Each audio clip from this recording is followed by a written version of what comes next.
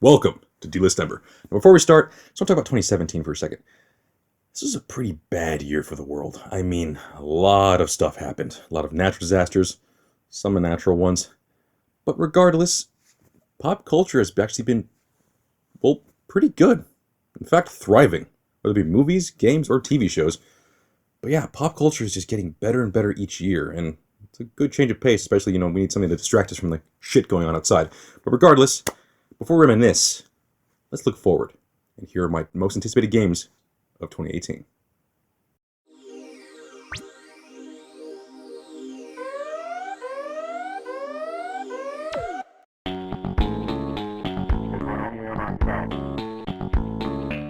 Now, to be honest, I have said this before, but Days Gone did not interest me at all when it was first announced.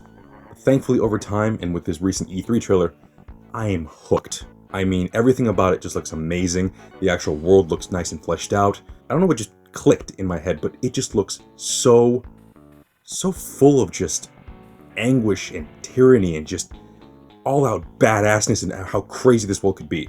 I mean, people were saying, oh, it's gonna be like Witcher 3. I was always to, just say, it looks nothing like that, or, the world doesn't seem like that, that vast. Apparently I was blind, or, I was drinking the Kool-Aid or something, because once whatever the hell I was doing stopped, or whatever I stopped doing, it just clicked. This looks amazing. And not to mention, I'm already in it just for the actual actor who plays the main character themselves. Sam Witwer, someone who I personally actually like as an actor because, well, first off, I loved him in Being Human. But not only that, he is a pop culture favorite because he is also the voice of Starkiller in Force Unleashed. Probably didn't know that, but now you know. Hopefully it does not get delayed, but if it does, I'm completely fine with it. Let them work on it more, because this finally got to me. And I hope it does not disappoint.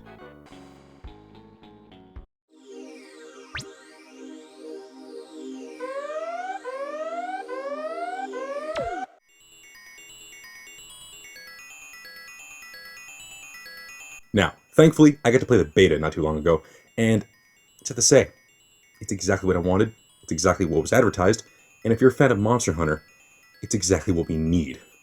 Bottom line, it's a simplistic game with a lot of customization to it.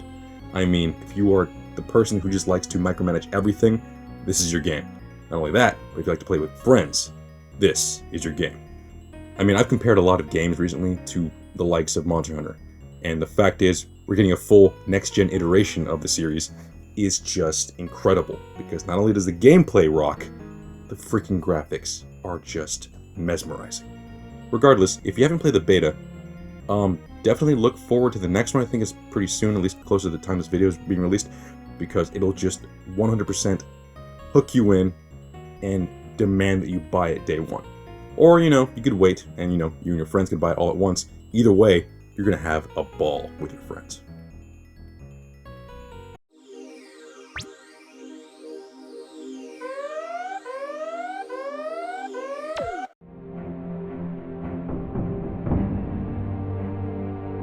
Wait a minute.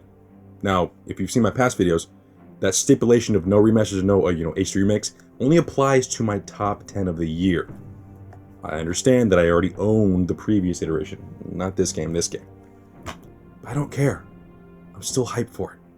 I mean, yes, it's just the graphics are a little, boosted up. And yeah, the controls have been updated a little bit.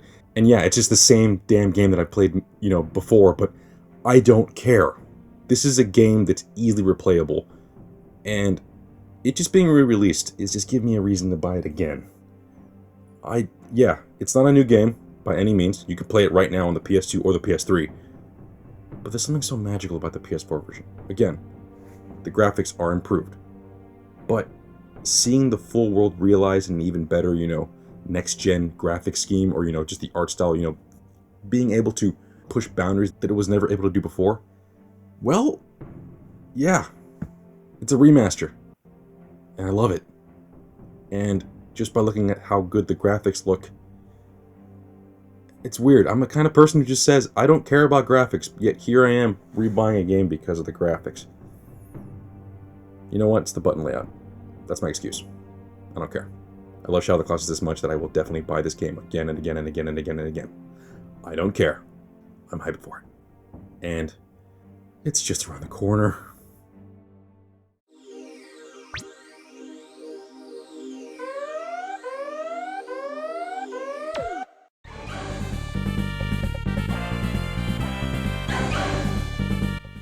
Number 2 and number 2. Kind of fitting. But regardless, I've said this before, I think, but I gotta level with you guys, in a more honest standpoint. I did not really enjoy Red Dead Redemption 1. I understand. Do not get pissed at me. I agree the game's amazing. It is a freaking marvel. It is fantastic. Yet for some odd reason, it just didn't really resonate with me. It might have been... Look, I'm not really a huge fan of GTA 4 after the fact. I loved it then, but it might have been just the engine.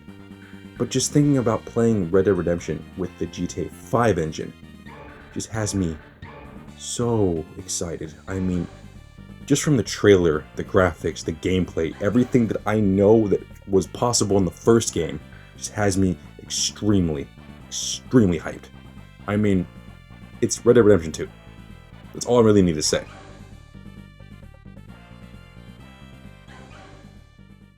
Yes!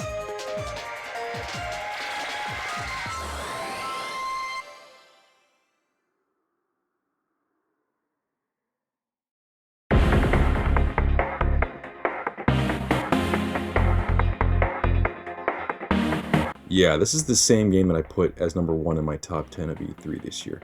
It's very counterintuitive, but regardless, can you blame me? I mean, not only is this game not tied to any movie at all, but it's also made by Insomniac Games. It's promising to look even bigger and better than any Spider-Man game before it.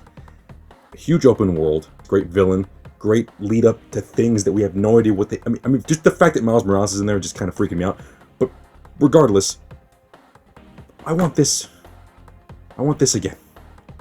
And yes, I could play this game, but having a game that could even come close to, and possibly from what I'm seeing on the screen here, even overshadowing this, could be amazing. From what we've seen, from what we've heard, this game is shaping up to be an amazing, amazing thrill ride, and hopefully, a stepping stone to future superhero games. Yes, Arkham series was fantastic, but we've been lacking in other fronts. Spider-Man, or a freaking great Flash game. Hell, we need a good Superman game for Christ's sake. Freaking Hulk. Granted, the Hulk game on the GameCube was actually pretty fun, but point is, if this becomes a runaway success, Marvel and DC, hopefully, will decide to put their games in the trust of other creators. And just like this game, pretty much just tell them, do what you want. We trust you. And boy, do I trust them too.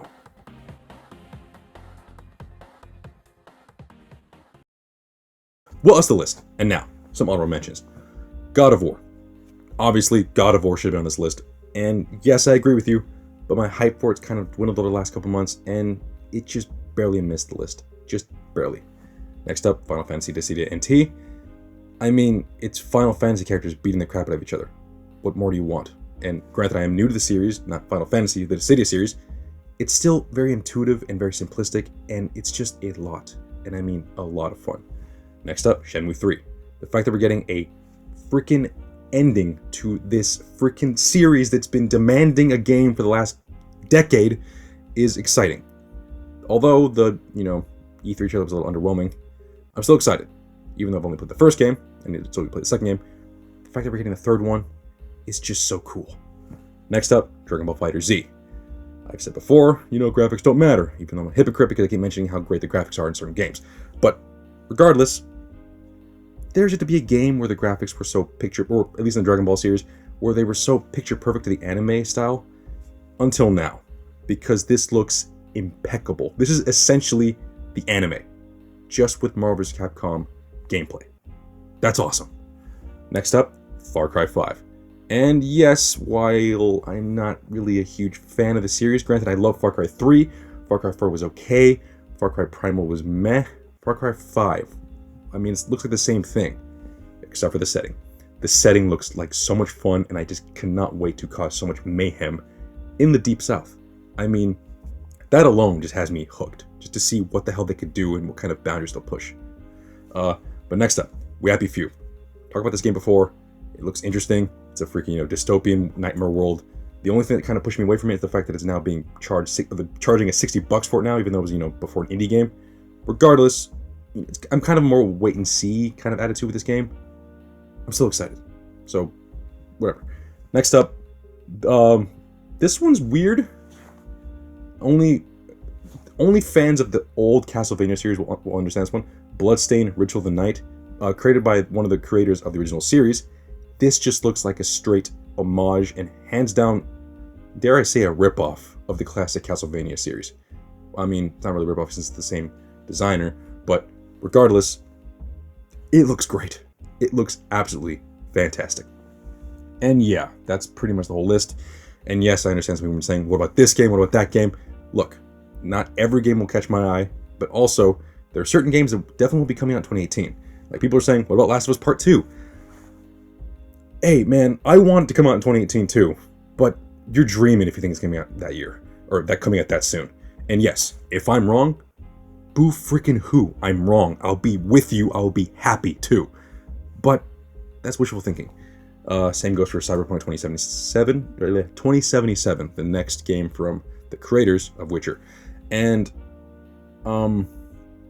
yeah, I've heard this one before, like, you know, Death Stranding. We'll be lucky if that game comes out 2019. I mean, that game is such an early development. I mean, even still to this day, to the point where I'm hoping it comes out soon. If it, you know, gets like a huge, like, you know, surprise, like, holy crap, it's coming out this freaking year. Holy crap. Again, same Last of Us Part 2. I will be happy. I don't care if I'm wrong. But it's not happening. I'm expecting a 2020 release. And also Final Fantasy VII episodic series. Yeah, that's the problem. Is it going to be an episodic series? I'm excited for it. I just don't know what the hell they're going to do with it. But yeah, regardless, are there any games that you guys know that I missed? And I know you guys are going to be saying, oh, you missed this, not saying, oh, did you hear about this? I read all the lists. These are the ones that interest me the most. But regardless, I do want to hear what you guys are most anticipated for. And yes, even regardless if I don't like it, I still like to hear other people's opinions, because that's what the world is pretty much built off of. Other people. Not opinions, because opinions suck.